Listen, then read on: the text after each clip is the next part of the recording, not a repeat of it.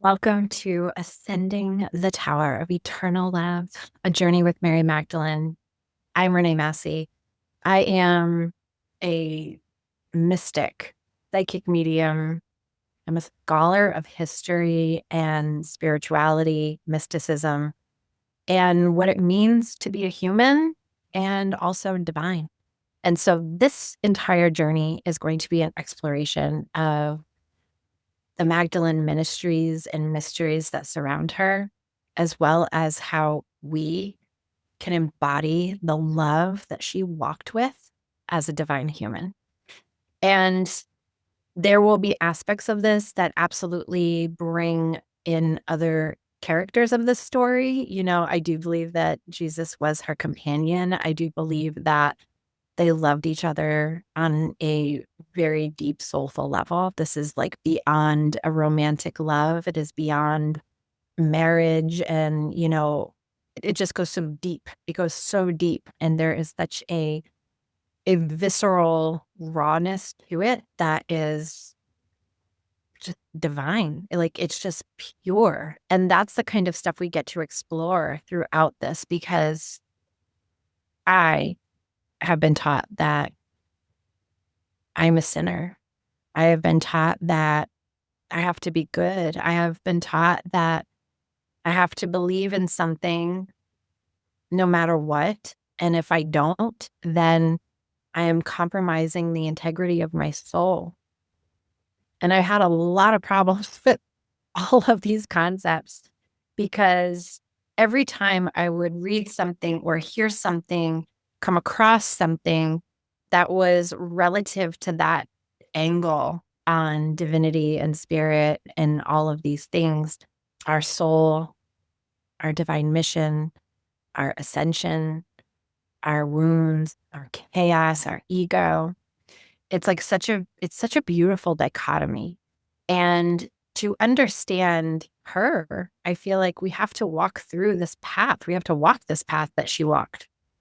And so when it comes to Mary Magdalene, there isn't a whole lot of backstory on who she was and where she really came from in terms of like how she got to develop this relationship with Jesus and the disciples, the original Christianity. And I say the original because it got changed quite a bit after the Romans decided that was going to be the religion of state. It went through so many different changes. When I research back into the times when the disciples have gone their separate ways and they are teaching and they are sharing this good word, this truth about each individual's divinity within, like, that was a very balanced and loving and compassionate and soulful journey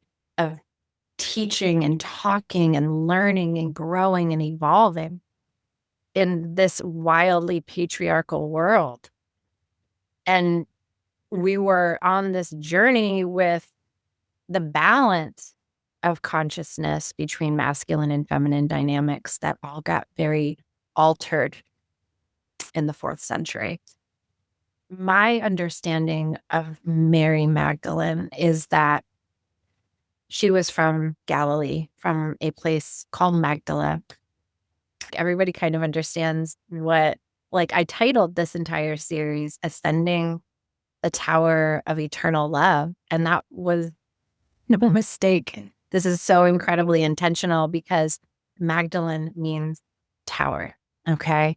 And I find that the journey with her is an ascension journey, but as an ascension journey through the heart, the rose being the symbol, the red thread being the symbol of this feminine Christ light. And so I had thought it to myself, should I name it Ascending the Tower of Eternal Light? And it was like, I love working with the light, and I love incorporating the light into my work and weaving it through everything, because I do feel I weave light into so many different things. But it was like, no, it is light, but it's actually, if we were to get so much more specific, this is really about love. This is about love of self, like genuine, authentic acceptance and self-love. It is about loving another person, the Hieros Christos, which is like this divine love between the masculine and feminine principles, this divine love that comes together between these two people.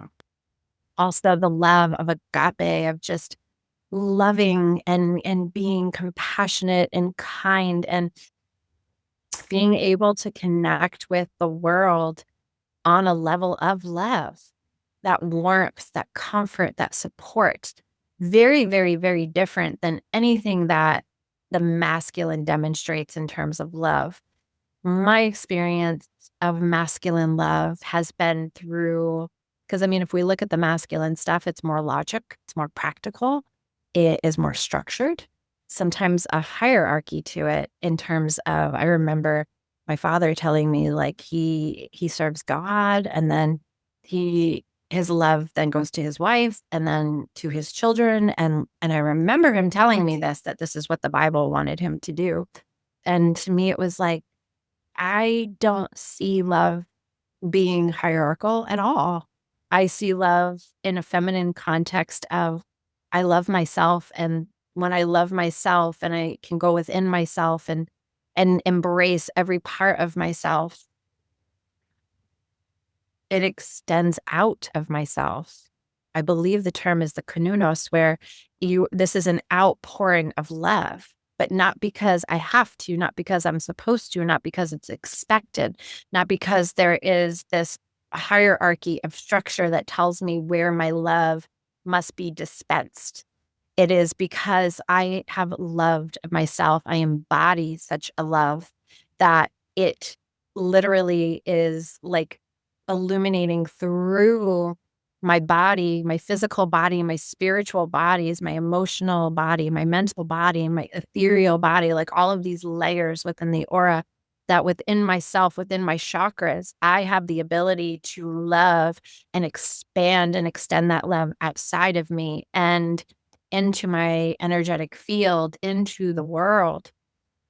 And not because somebody deserves it or doesn't deserve it or whatever the rules are, like that's where I think it comes into this mass difference between the masculine and feminine energetics, is that it's not really about transaction. It's not about conditions. It just is. Love just is, right?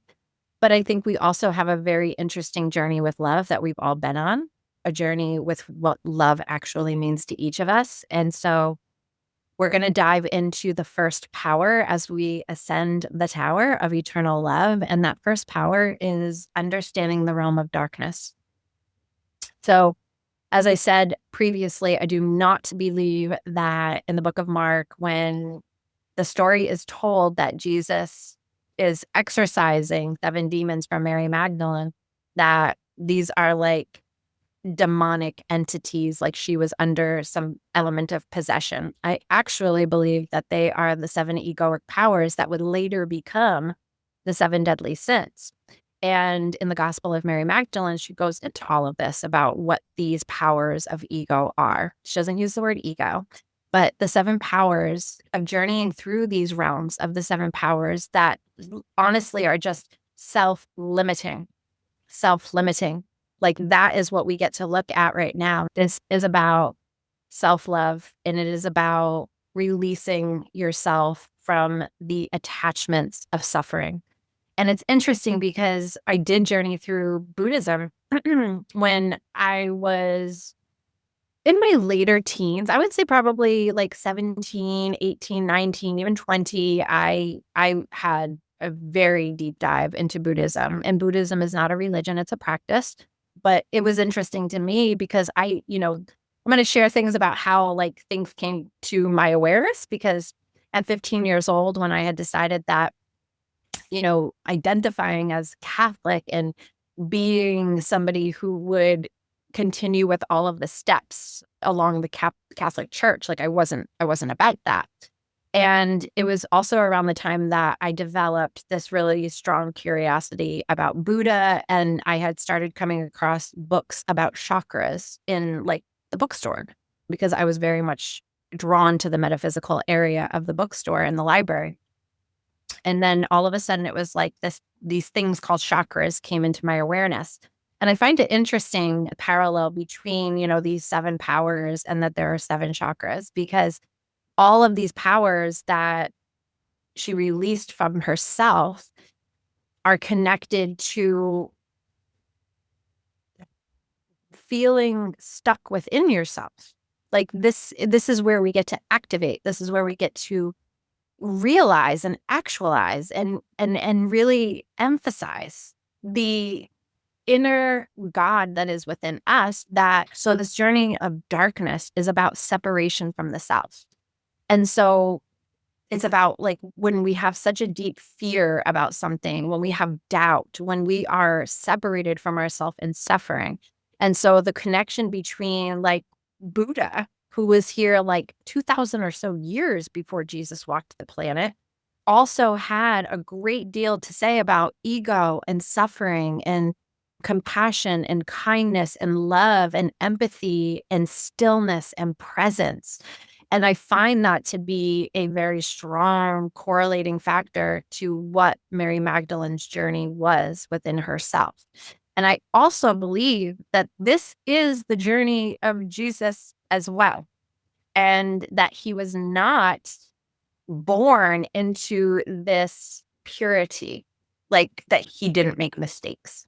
He didn't have romantic relations, that he didn't eat and use the bathroom, that he didn't have the same kinds of needs and pressures and expectations and struggles that every other human on this planet walks.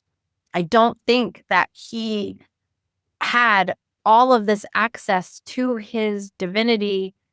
I think that he had the access there, but he also needed to access his full humanity in order to access the full divinity, which is the journey. It's very hard for me to sometimes put it all into words, because I have studied and researched and investigated so much to feel even confident to talk about this subject, because I'm not a Bible thumper. I'm not somebody who reads scripture. I'm not somebody who even really believes in a lot of the scripture. I think that a bunch of people got together. They figured out a really great way to tell a story, and they utilized those resources to tell a story that fit the framework of their agenda. And we also know that there's a lot of books that are not in the Bible. I'm not here to prove or disprove, but I am saying that scripture does not align with a lot of my beliefs. But I have learned some scripture to understand where some people are coming from when they want to shove something down my throat or cram it in my face because they think that they know better.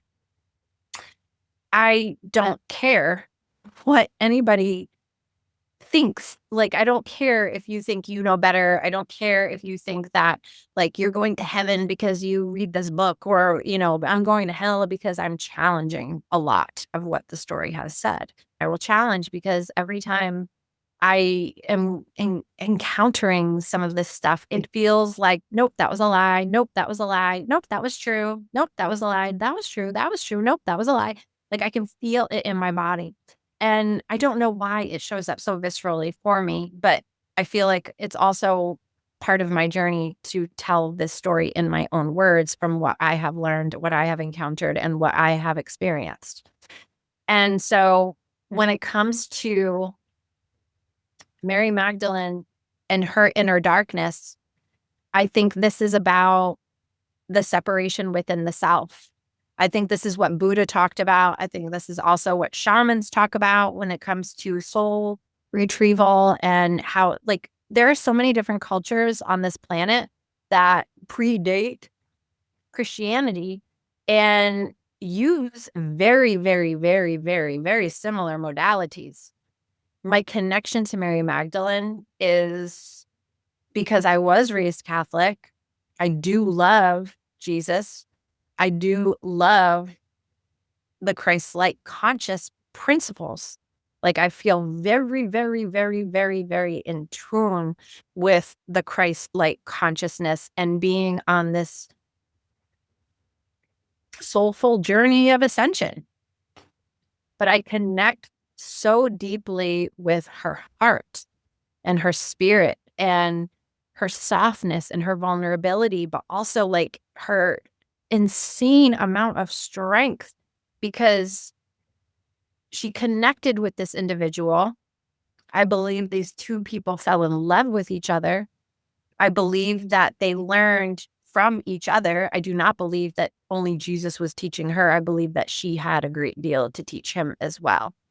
And through that, they cultivated a very, very, very divine love between one another, where his divinity activated her divinity, where her soulfulness and her humanity humbled his humanity in a way that they just constantly fed into each other.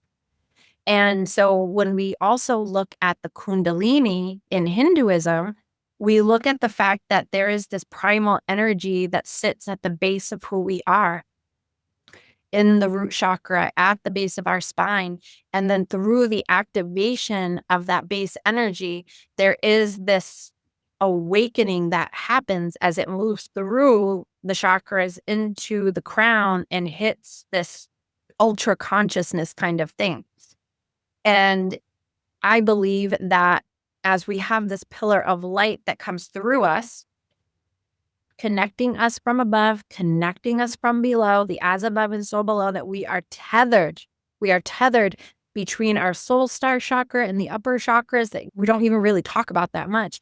And then below us in the earth star chakra and other chakras below that we don't really talk about either, going all the way down into the core of the earth, all the way up into the infinite of source. I also believe that surrounding that pillar of light that channels from the infinite down through our chakra system into the core of the earth at the base of our spine is also these two channels. Okay, these two powerful pathways of light that, when activated, join in unison that Kundalini energy that rises through us. And the right side of that is a solar pathway of energy. The left side of that is a lunar pathway of energy.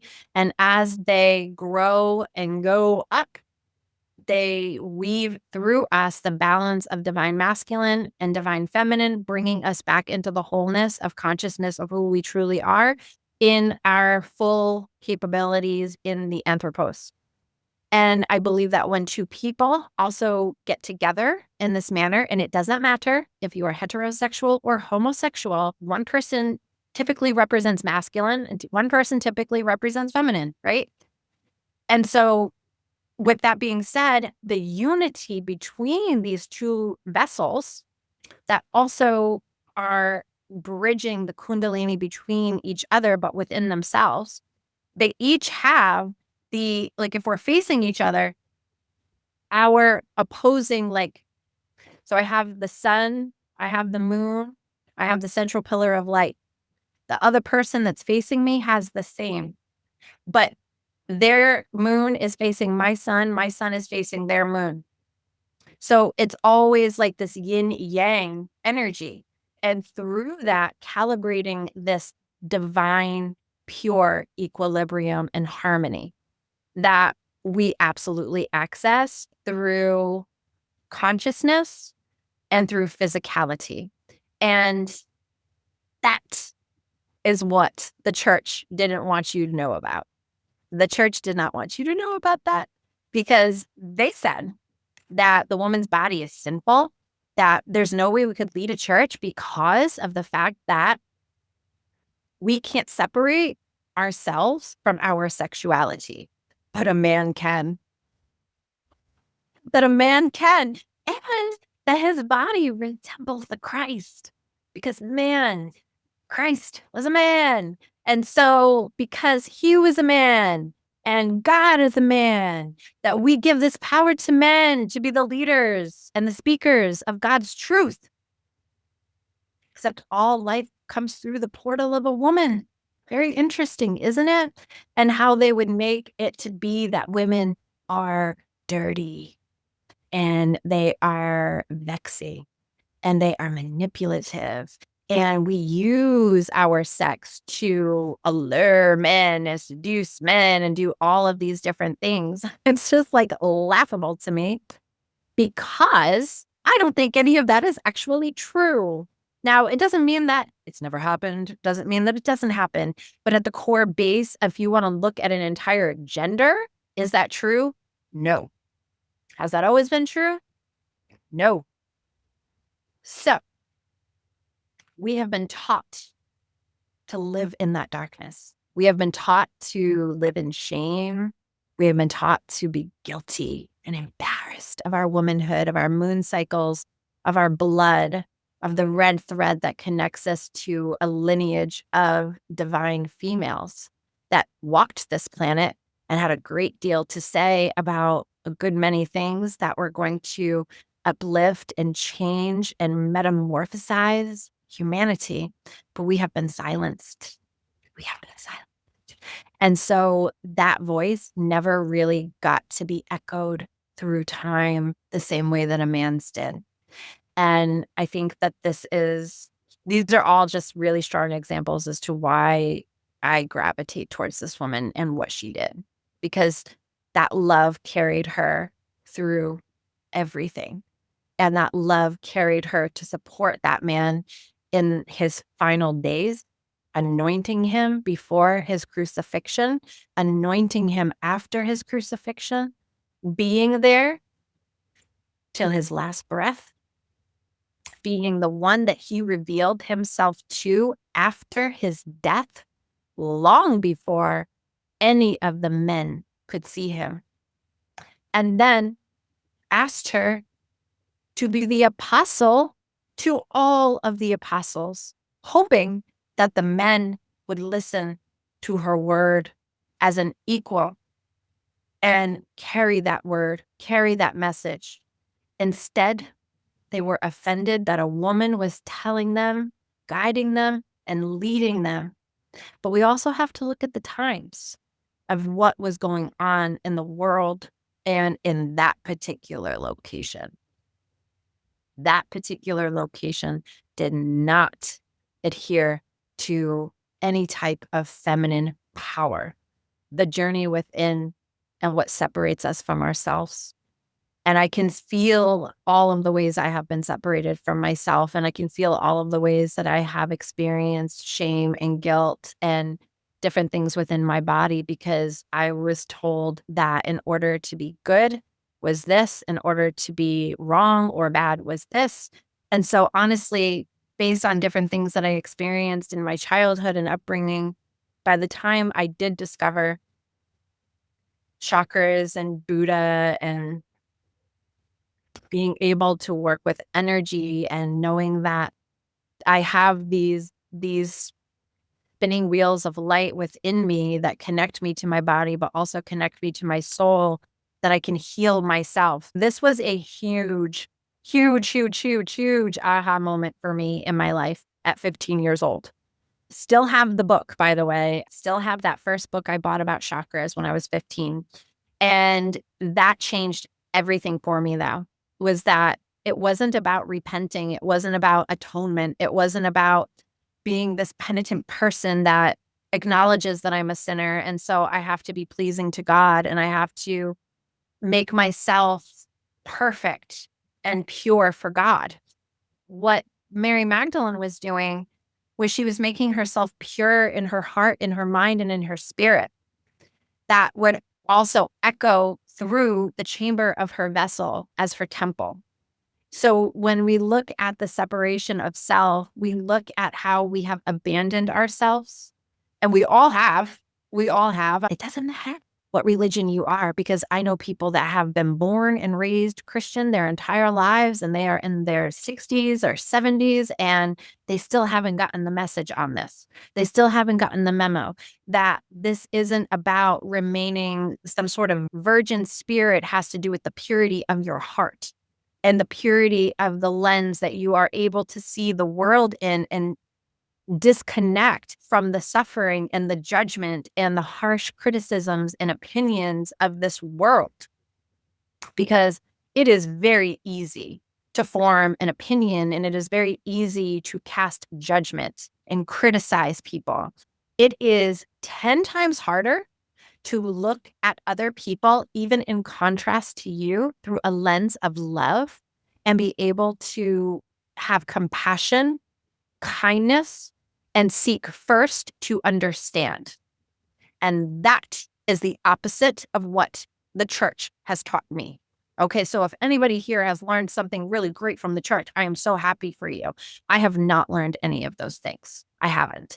Everything that I've learned from the church, I've questioned, and I've had to do my own research, and I've gotten a lot of books and watched a lot of documentaries, and I've researched so much. Like, it is not just one book that holds the answers. There are a lot of books, and there's a lot of scholars out there that also disagree with the message of the church and how that foundation in the 4th century has created a complete distortion of what the message of Christ was and the relationship between he and Mary Magdalene.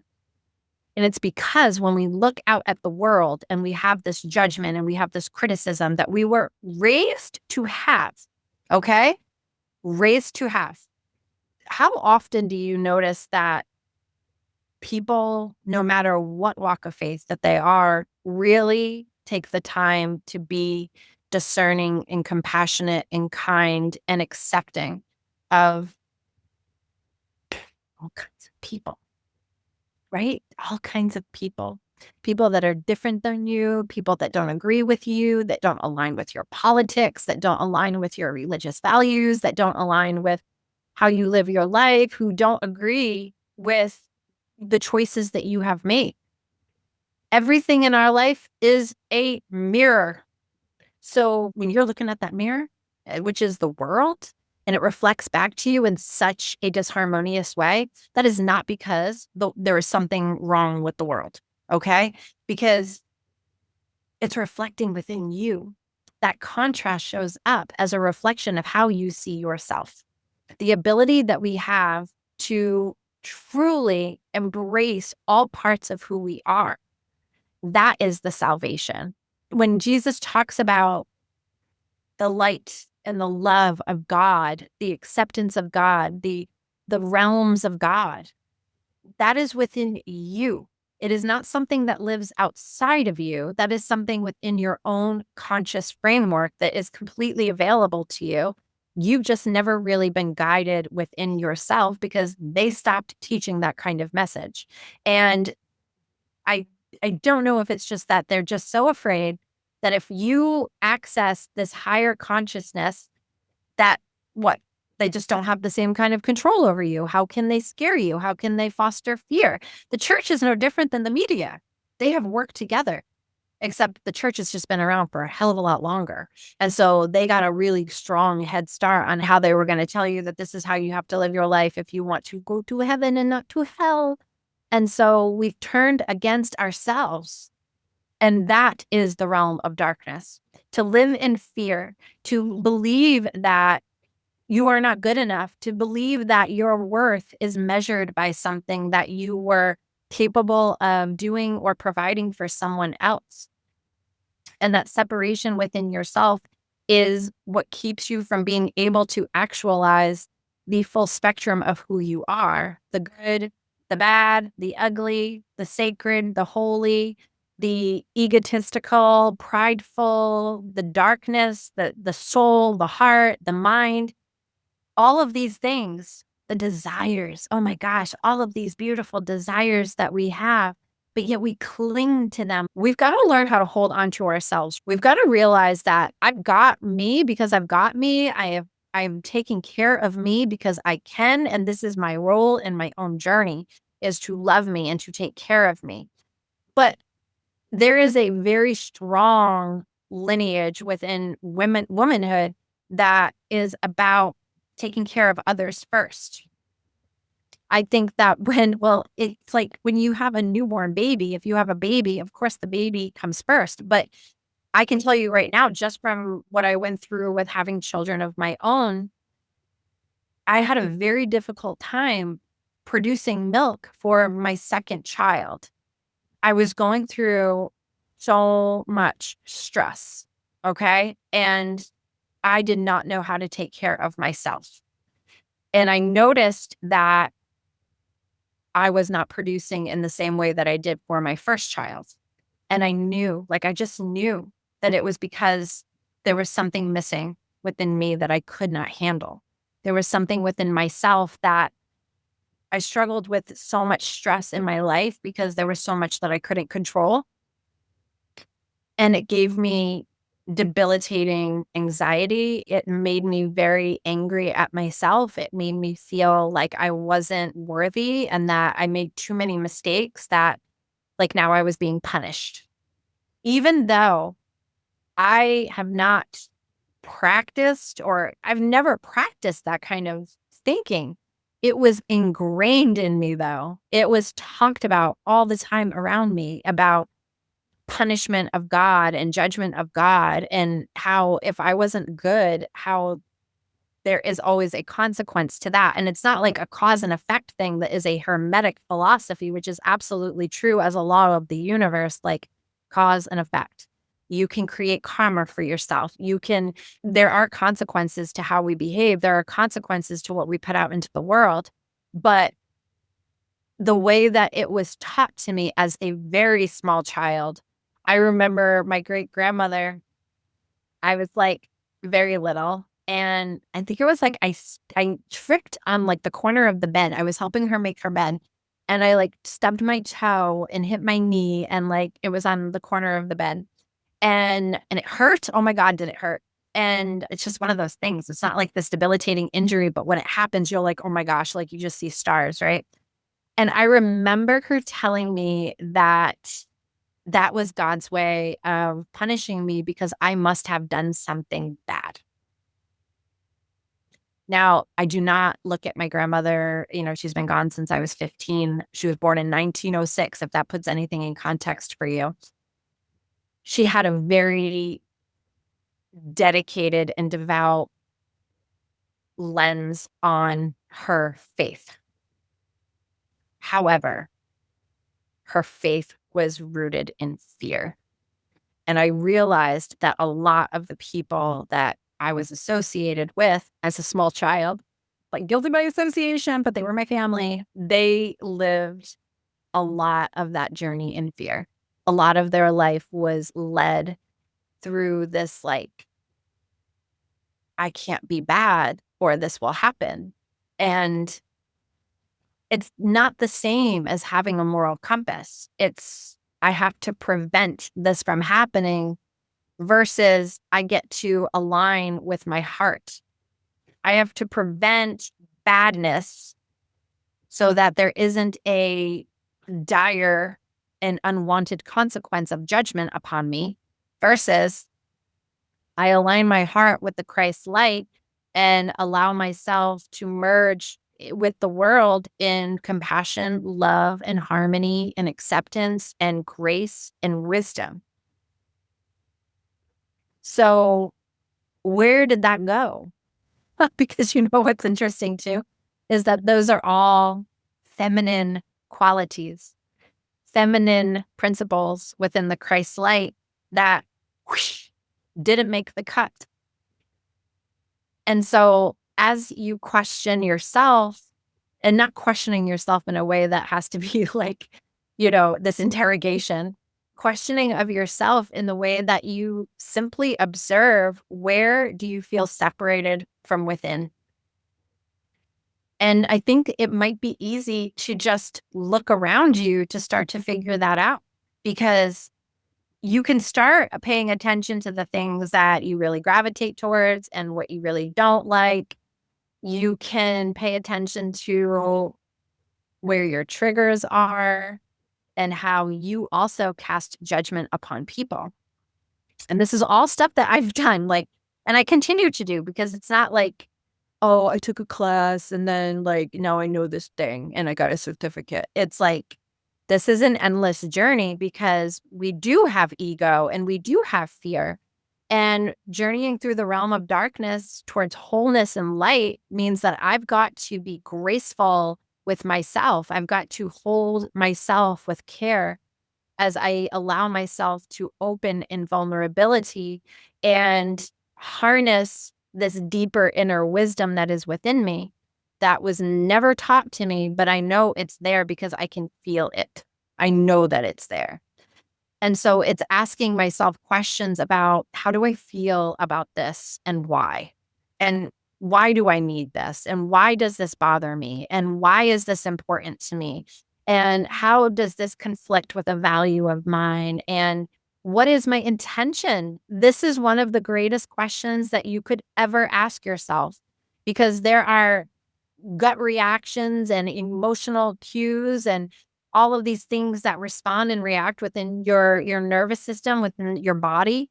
But do you ever ask yourself, what is the intention of this thought? What is the intention of this action? What am I actually trying to achieve by believing this or doing this or being this? What am I truly afraid of if I don't do this? And is there a part of you that wishes that you could see more clearly who you really are through the lens of Christ-like consciousness? If you could, what do you think you would see? Because it wouldn't be the same as you're bad and you're sinful. They are. They are punishments. God has to show you, and teach you these lessons because you're supposed to be this type of a human. Interestingly enough, nobody really knows who this man was, but Mary Magdalene did. Like, that's what's really interesting is that of all of the people in his life, Mary Magdalene was the one who knew him the best, that spent the most, like, other than his mother, it was Mary Magdalene. Okay. You don't know anything about his life. You know about his birth, and then you know what happened before his death.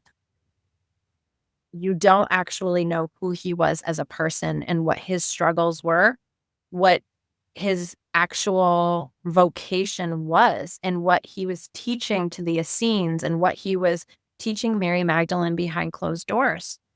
And goodness gracious, I wish that the other apostles would have given her the love and grace that their Messiah had instructed them to give to her, because I do believe that the message, the teachings, the ascension of consciousness in that Christ light would have turned out very different.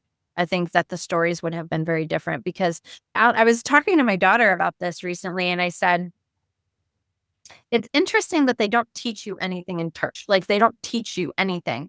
They don't guide you through meditations or guide you through this portal with Christ. They don't teach you anything. They tell you, oh, this is a letter from Paul to whoever. They tell you their own version of what happened, but they keep so much in the darkness. And so I would love to illuminate that darkness so we can see the full spectrum of what is available to us through that Christ light lens. Okay. And that's also why I decided that I needed to be here and talk about this, because as much as they have been against women, the feminine Christ, leadership of women, the journey of womanhood and the sanctity of marriage between a man and a woman in a way that is not the same as what the church has said. I actually believe that it is so much more than that. And for that, you could look to a lot of the principles that Hinduism offers in the realms of ecstasy, tantra, breath work, connection between the bodies. And I'm curious to know who hears this and tenses up and, no, that's bad. And, a lot of really strong opinions. And it can be something that you don't even live in your life. It can be like, oh no, I've had partners and I've had a lot of ecstatic experiences, and I love the physicality of lovemaking. I love the physicality of being in union with someone and having that really powerful divine expression of love between us. There are also things probably within your nervous system, if you were raised in the church, that like hit you really hard with, like, you love this, but also at the same time, you feel guilt. And I can say like that had been my journey for a very long time because I do not believe that anything sexual is sinful. There are other things that I can see as being way worse than sex as a bad thing.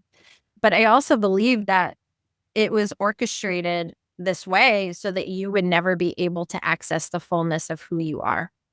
So, just some things to contemplate about all of this is where do I feel separated within myself? Where do I notice a really strong contrast between what I believe and what I actually want? Because that's a thing. There are things that have been ingrained into your nervous system as truth, but then you live your life another way. So where do you notice like that separation for yourself? I notice it so much in like my mother's family where I feel like they all claim to be very devout, but they're not nice. They're not kind people to each other. They're not kind to themselves. Like there's just I can feel it. I can feel all of these things that are being concealed and hidden and not talked about. But and then when it is time to like talk about something, it's aggressive and angry and defensive. And there for people who go to church on a weekly basis, I just don't think that this should be the reality. I think that if you are actually embodying your faith and you are living the path of Christ, then you are probably a hell of a lot more compassionate, a hell of a lot more kind to yourself and to other people. That you have worked through these seven powers and that you have actualized your divine human, your anthropos. But also, they would have never freaking taught you this anyway. I can't stand authority with that doesn't want to be questioned. Any type of authority that's like, you can't ask me questions, you can't challenge me, you can't anything like that, then I've got a huge problem because if you are so sure of your leadership and so sure of your authority on this matter, then you should be able to answer every fucking question I have. So, observing from within where that darkness is and loving it, embracing it, illuminating it with the light of your heart. And that is something over the next week I'm going to be discussing more. They could just be shorter videos, but just kind of going through the different things that come up for me as we navigate the realm of darkness. If anybody really, really, really wants to share this journey with me, let me know in the comments. And what I would recommend is like get yourself a notebook or a journal. And then I will also be probably sharing some of the books that I have read that I really, really, really connect with as absolute catalysts to what I am doing right now. But I can tell you right now, actually, because if I forget, I'm going to be frustrated with myself.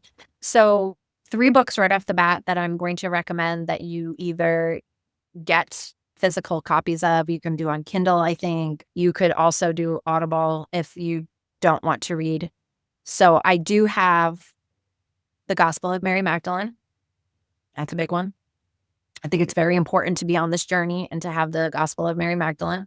I also believe that Mary Magdalene Revealed was it was a huge, huge, huge springboard to me being on this path since late 2022. And then the meaning of Mary Magdalene. And so Mary Magdalene Revealed is written by Megan Watterson. I've read multiple books of hers. And then the meaning of Mary Magdalene is written by Cynthia Bourgeau. And these women went to divinity school. These women have been to seminary. These women are biblical scholars, and they have done extraordinary research on Mary Magdalene. And so this isn't just something that I'm pulling out of thin air.